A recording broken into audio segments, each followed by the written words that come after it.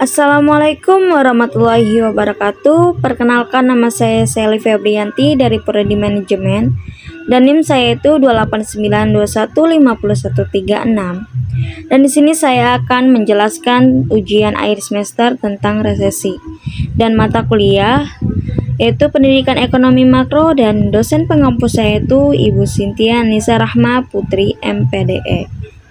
Yuk kita simak baik-baik tentang adanya resesi. Apakah adanya resesi dari tahun 2023 ini? Nah, kita lihat dulu ya, apa sih itu resesi? Resesi adalah sebuah istilah yang digunakan untuk menggambarkan keadaan di mana perputaran ekonomi suatu negara berubah menjadi lambat atau buruk. Perputaran ekonomi yang melambat ini bisa berlangsung cukup lama, bahkan tahunan, akibat dari pertumbuhan produk domestik bruto atau disebut juga dengan PDB. Suatu negara menurun selama 2 kuartal dan langsung secara terus-menerus. PDB sendiri diartikan sebagai aktivitas ekonomi suatu negara selama satu periode. Jadi, apabila suatu negara mengalami aktivitas ekonomi yang turun secara terus-menerus selama 2 periode, maka negara tersebut dapat dikatakan resesi. Sedangkan National Bureau of Economic Research atau NBER yang terletak di Amerika Serikat mengartikan resesi sebagai kondisi di mana negara mengalami penurunan aktivitas ekonomi secara signifikan dalam kurun waktu beberapa bulan dilihat dari PDB real, penghasilan, tingkat pengangguran, produksi industri, penjualan grosir atau retail. Nah, penyebab adanya resesi tahun 2023. Yang pertama itu inflasi. Inflasi adalah kondisi naiknya harga secara terus-menerus, baik itu harga barang maupun jasa. Adanya kenaikan harga ini berimbas pada melemahnya daya beli masyarakat yang nantinya diikuti juga dengan penurunan produksi barang dan jasa. Jika dibiarkan dalam waktu lama, hal ini akan mengakibatkan tingginya angka pengangguran akibat pemutusan hubungan kerja atau disebut juga dengan PHK secara massal, kemiskinan, dan terjadi resesi. Yang kedua itu deflasi berlebihan. Seperti halnya inflasi, deflasi juga bisa membawa pengaruh yang buruk dan memicu terjadinya resesi. Deflasi adalah sebuah kondisi di mana juga harga barang dan jasa turun dari waktu ke waktu, yang akhirnya berimbas pada upah yang dibayarkan mengalami penurunan. Deflasi juga ditandai dengan adanya penundaan pembelian barang atau jasa sampai harga terendah.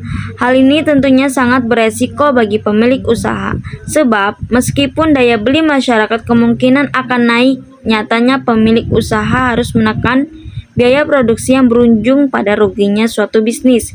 Jika masyarakat atau unit bisnis berhenti untuk melakukan aktivitas ekonomi seperti membelanjakan uangnya, bukan tidak mungkin kondisi ekonomi yang ada akan rusak. Nah, yang ketiga itu tingginya tingkat pengangguran. Tingginya angka pengangguran suatu negara bisa mengindikasikan negara tersebut mengalami resesi, sebab tenaga kerja memiliki peran penting dalam perputaran perekonomian suatu negara. Apabila angka pengangguran meningkat secara terus-menerus, hal ini akan mengakibatkan terjadinya tingkat kriminalitas yang ikut naik.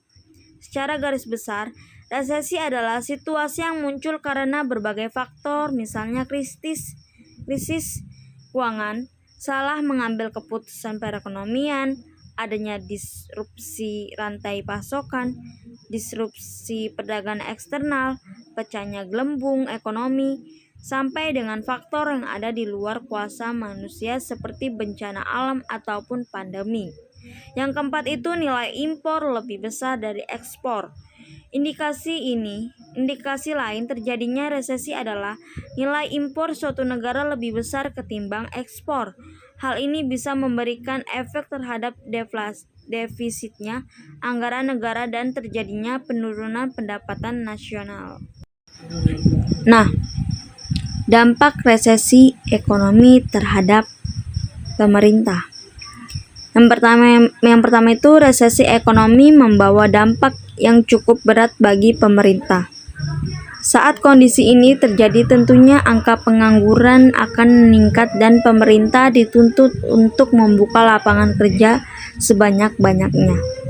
Alhasil, pinjaman pada bank asing kian meroket. Yang kedua itu adanya resesi juga membuat pendapatan pajak dan non-pajak menjadi rendah. Ini dikarenakan kondisi finansial masyarakat yang memburuk dan harga properti yang ikut turun, sehingga jumlah PPN atau pajak pertambahan nilai turun yang masuk ke kas negara menjadi lebih sedikit. Yang ketiga itu di sisi lain, pemerintahan juga terus didorong untuk melakukan pembangunan di sektor pemerintahan. Salah satunya yaitu menjamin kesejahteraan masyarakat dengan adanya semua tuntunan yang ada serta menurunnya pemasukan pendapatan kerja membuat negara mengalami defisit anggaran dan utang pemerintah menjadi lebih tinggi. Nah, di sini juga ada dampak resesi ekonomi terhadap para pekerja.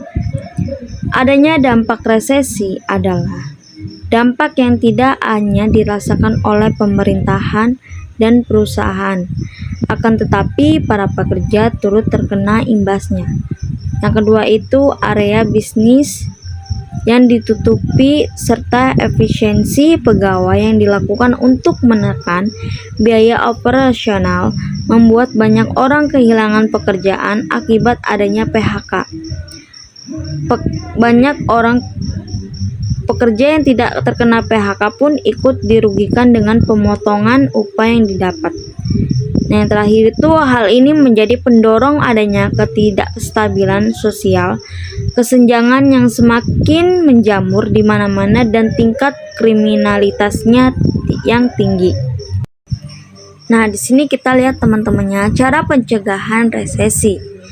Resesi adalah keadilan yang cukup mengancam banyak sektor, namun bukan berarti resesi ekonomi tidak dapat dicegah.